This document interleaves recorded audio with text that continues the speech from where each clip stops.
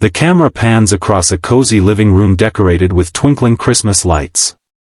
A man sits on a couch, wiping tears from his eyes as he holds a small wrapped gift. Have you ever witnessed a moment so pure, so unexpected, that it restored your faith in humanity?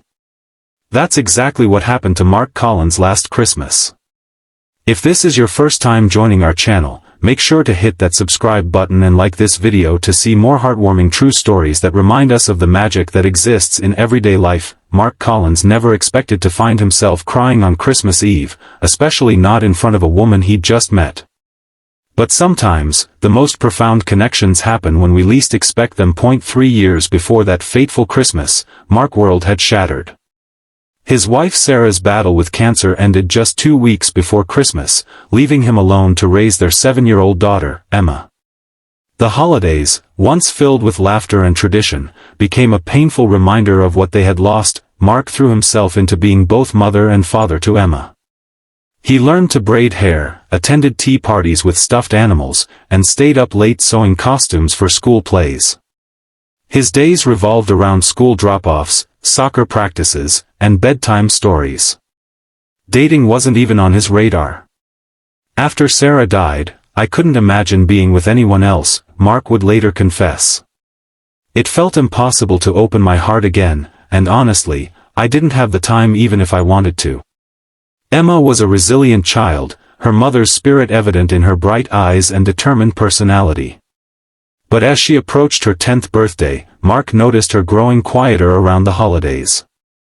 One night, after tucking her in, he found her clutching a photo of Sarah. "Do you think Mommy would be sad that we don't have fun at Christmas anymore?" Emma asked, her small voice breaking the silence of her bedroom. The question hit Mark like a physical blow. He had been so focused on making it through each day that he hadn't realized how much their grief had dimmed the magic of Christmas. Sarah had loved the holidays, the decorations, the baking, the traditions. In his effort to protect himself from pain, he had unintentionally allowed Christmas to become just another day to endure. "Your mom would want us to be happy, especially at Christmas," he told Emma, making a silent promise to do better. The next morning, Mark called his sister-in-law, Jessica, who had remained close to them after Sarah's passing. "I need to make Christmas special again," he admitted. "For Emma." Jessica listened thoughtfully before responding.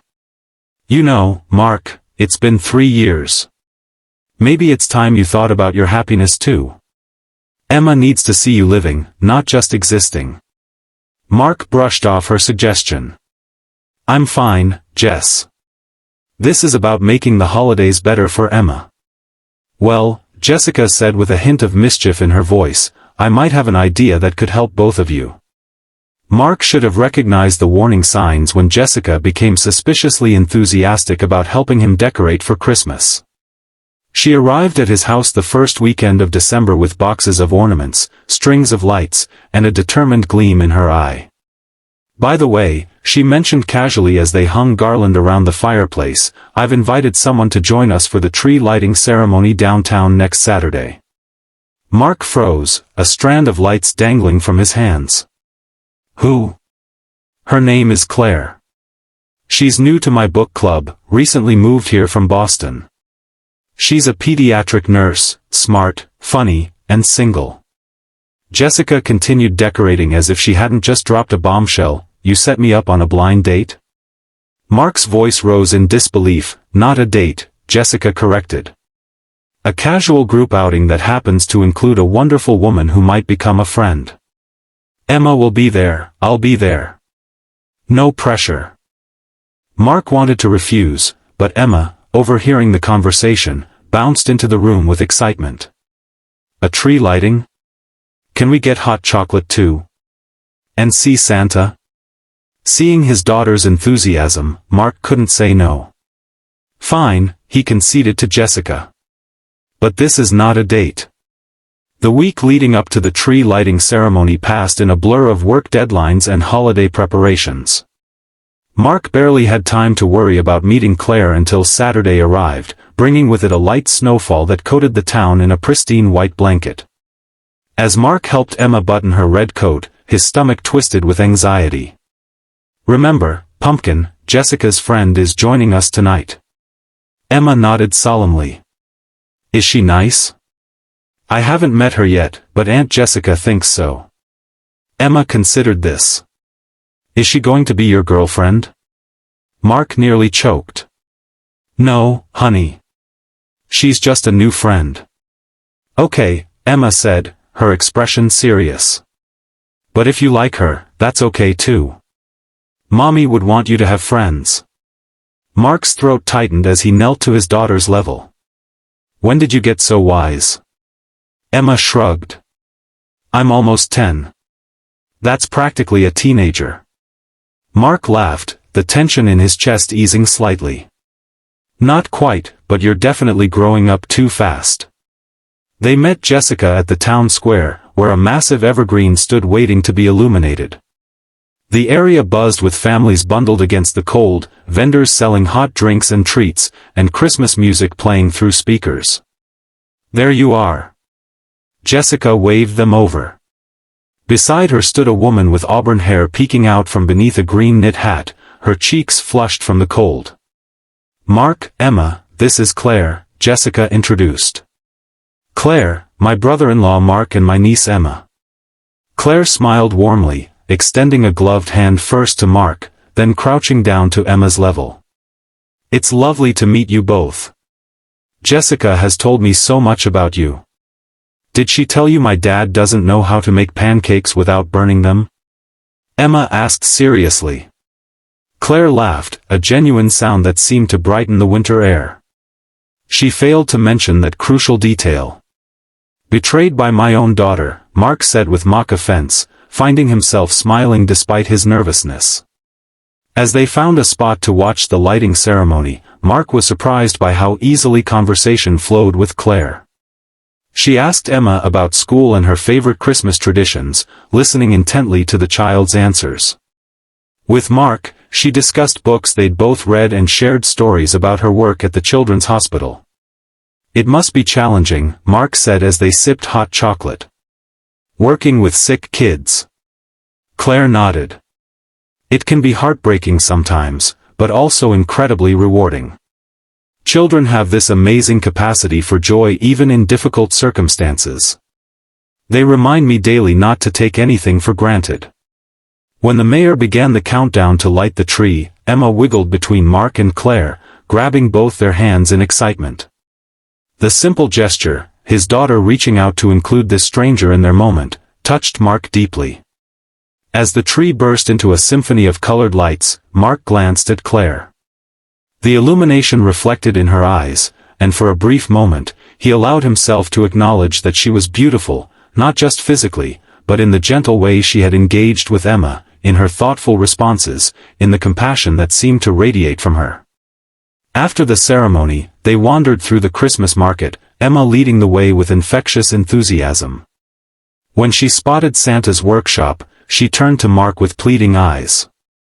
"Can I go tell Santa what I want for Christmas?" "Of course," Mark agreed, joining the line with her. Claire hung back. "I'll wait here if you'd like some father-daughter time." Mark appreciated her sensitivity but found himself saying, "Actually, would you mind joining us? Emma seems to have taken a liking to you."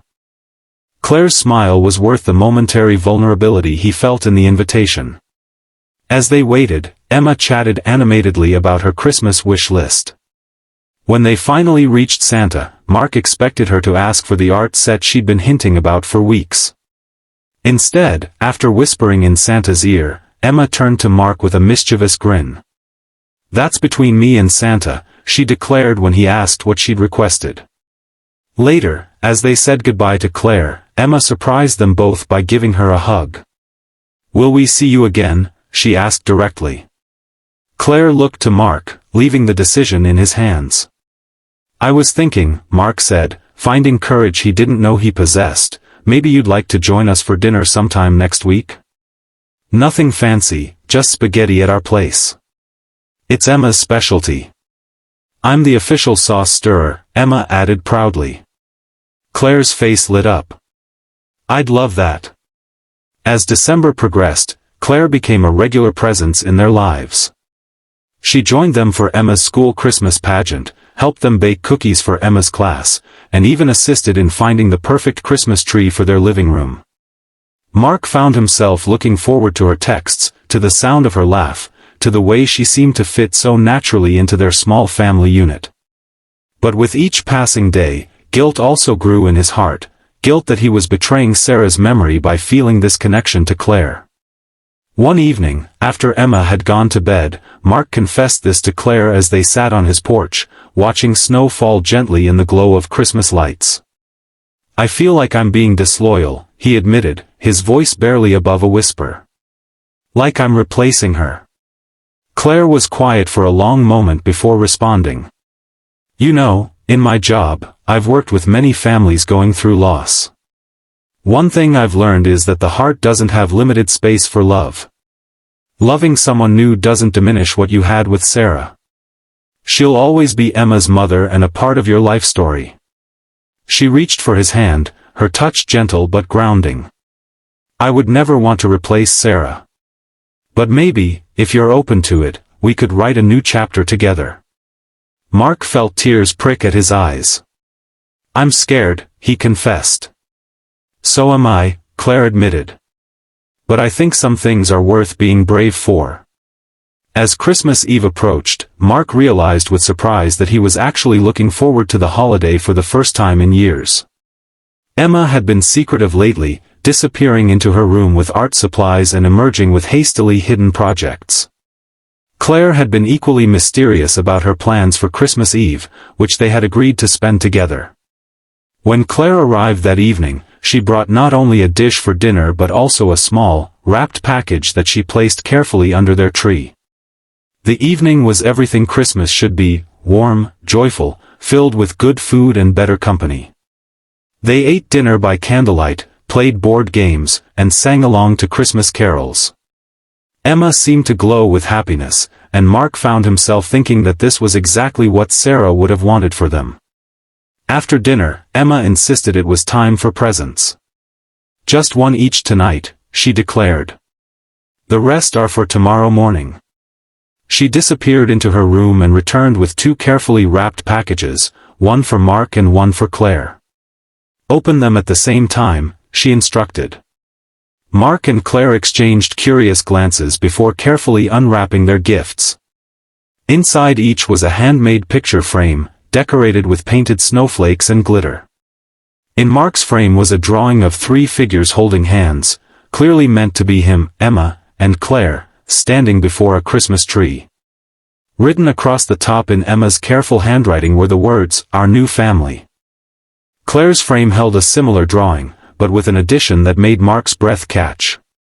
Behind the three figures was a fourth, surrounded by what appeared to be rays of light, a woman with a halo of golden hair, unmistakably Sarah, watching over them. "Do you like them?" Emma asked anxiously. "I wanted to show that Mommy is still with us, but she'd be happy we found Claire." Mark couldn't speak past the lump in his throat. Claire, her own eyes shining with tears, pulled Emma into a hug. "It's the most beautiful gift I've ever received," she whispered. When Emma pulled back, she looked at her father expectantly. "Your turn, Dad." Mark cleared his throat, wiping his eyes. "Emma, this is perfect." "Thank you." Emma beamed. "Now Claire's present." Claire reached for the small package she had brought and handed it to Mark. "This is for both of you, actually." Mark unwrapped it carefully to find a small velvet box. Inside was an ornament, a delicate glass star with three smaller stars nestled within it. "I thought it could represent the three of us," Claire explained softly. "But also, stars shine brightest in the darkest nights. Sometimes we need the darkness to appreciate the light." Mark stared at the ornament, overwhelmed by its significance. Without a word, he stood and walked to the Christmas tree, carefully hanging it on a prominent branch. When he turned back, both Claire and Emma were watching him expectantly. "There's one more thing," Claire said, reaching into her pocket. She pulled out a folded piece of paper and handed it to Mark. "I wasn't sure if this was overstepping, but..." Mark unfolded the paper to find information about a Christmas memorial lantern release happening at midnight at the local park, an event where people could honor loved ones they had lost. "I thought maybe we could go together," Claire suggested gently. "To honor Sarah and celebrate that she's still part of your Christmas, even as you create new traditions." It was this thoughtful gesture, this acknowledgement that moving forward didn't mean leaving Sarah behind, that finally broke the dam of emotion Mark had been holding back. Tears flowed freely down his cheeks as he pulled Claire into an embrace. "Thank you," he whispered against her hair. "For understanding what we needed, even when I didn't know myself." That night, as the clock approached midnight, the three of them stood in the snow-covered park with dozens of other families. Each held a paper lantern, ready to release it into the night sky in memory of someone loved and lost. Emma held her lantern carefully, her small face solemn in the glow of its light. "I miss you, Mommy," she whispered. "But I think you sent Claire to us, didn't you?" Mark knelt beside his daughter, his own lantern in hand. "Your mom would be so proud of you, Emma. And I think she would be happy to know we're finding joy again." Claire stood slightly apart, giving them space for this intimate moment. But Emma reached out, pulling her into their circle. "We're ready," Emma declared. Together, they released their lanterns, watching as they joined dozens of others floating upward, like earthbound stars ascending to join their celestial counterparts. In that moment, surrounded by the glow of remembrance and the warmth of new beginnings, Mark felt a peace he hadn't experienced in years. Later that night, after Emma had finally gone to bed with visions of Christmas morning dancing in her head, Mark and Claire stood on the porch, watching the last snowflakes of Christmas Eve drift down. "Thank you," Mark said, taking Claire's hand in his. "What you did tonight. I don't have words." Claire squeezed his hand. "Christmas is about love, all kinds of love. The love we keep for those we've lost, and the love we find when we're brave enough to open our hearts again." Mark looked at her, this woman who had somehow found her way into their lives and helped heal wounds he thought would always remain raw. With gentle reverence, he leaned forward and kissed her, their first kiss, tasting of hot chocolate and promise. When they parted, both had tears in their eyes. But these were different tears than the ones Mark had shed in the years since Sarah's passing. These were tears of hope, of gratitude, of the bittersweet joy that comes from finding light after darkness. "Merry Christmas, Claire," he whispered. "Merry Christmas, Mark," she replied, her smile as bright as the star ornament now hanging on their tree. Inside the house, the Christmas tree lights twinkled, illuminating Emma's artwork displayed proudly on the mantel, a family portrait that honored the past while embracing the future. And somewhere, Mark liked to think, Sarah was smiling down on them, her love continuing to guide them even as they found the courage to write a new chapter. Sometimes, the greatest gift isn't found under the tree but in the moments that remind us that love never truly dies, it just finds new ways to express itself, especially at Christmas. The camera pans out from the cozy living room, now showing the three figures through the window, silhouetted against the warm light of the Christmas tree.